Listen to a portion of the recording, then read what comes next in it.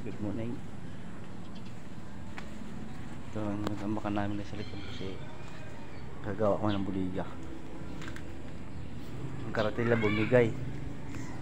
Ibag kahapon, pagkahakot ko ng pambak. Sira siya. Luma na kasi. Damba. Ganda. Yan, pader. Ngayon kung ano, dedikit lang. Kailangan mo mag-hollow blocks.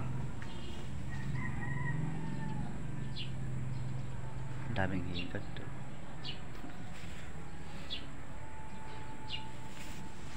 Ito pala yung likod. Pagtambakan namin eh. Ganito. Ganito sa dulo, diretso. Ito pala tambak namin. Nasira yung karatilya eh.